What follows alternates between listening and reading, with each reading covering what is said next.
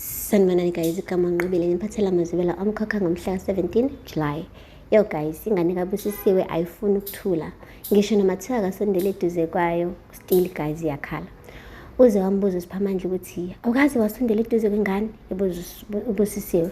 Washo ukuthi hayi cha, akavaze. Nomphephethe kuma wakhe wafakaza ukuthi behleli naye uBusisiwe imini yonke, akazi nje alibeke laphaya erumini yengane.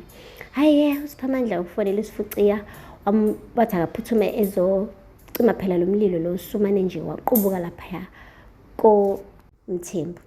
Utheme efika uSifuciya uMabusi wamchazela ukuthi akakaze asondele eduze kwengane kodwa iyaqandula ayifuni ukuncela ilokhu ikhalile ngisho nokuba nguyahluleka.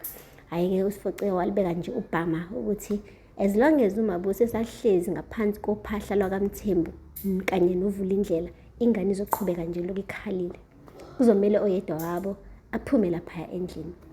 Hhayi-ke uSiphamandla guys usesalelwa umqingo owesinqumo kumele awuthathe manje ukuthi ngabe uhambisa unkosikazi wakhe yini laphaya endlini noma kuhamba ingane. Kwaze kwanzima. Hhayi-ke uNdlovu-ke yena bandla naye ziyamnetha guys. Uhambile phela wayocela ngithi ukhulekani ukuthi akahlenxe kulesi sikhundla sokuthi abambele uZamcolo esihlalweni. Hhayi-ke uSifuciya umane nje wamtshela ukhulekani ukuthi ungasabi lutho wena, musukufuna ukukhohliswa uNdlovu, uNdlovu udlala ngawe, usigatshele lesi sikhundla, ungayeki nje wena, qhubeka wenze lokho okutshelwe umfowenu. Hhayi, nokhulekani-ke waqina idolo eze ukuthi hhayi uSifuciya imboni impela lo, ubona ngisho nakamoya uyamgqugquzela ukuthi ahlale lesi sihlalo. Hhayi wabona ukuthi hhayi kufanele ukuthi kube uyena. Ngapha-ke amadoda omkhandlu avakashile uNdlovu. Wathi uNdlovu, nifunani emzini wami? Kunamazenze yini emakhaya enu? Anilitholi yini itiye emakhaya enu? Omkeni abanenzela itiye? Athula nje amadoda omkhandlu.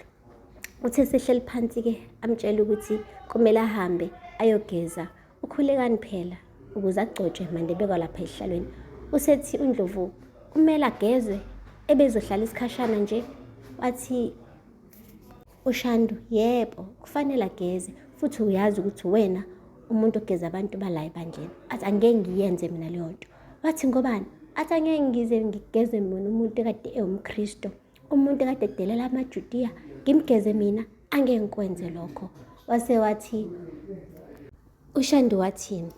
Hayibo Ndlovu, angithi wena wathi izandla zakho zimsulwa, wathi futhi wena kuphela ofanele la emkhandleni ukuthi ubhabhadise abantu bala ebandleni.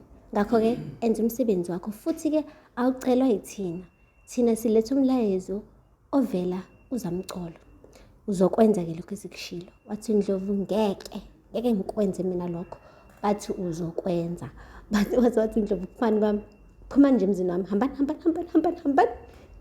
Baphuma kodwa bethi iyohlangana emfuleni.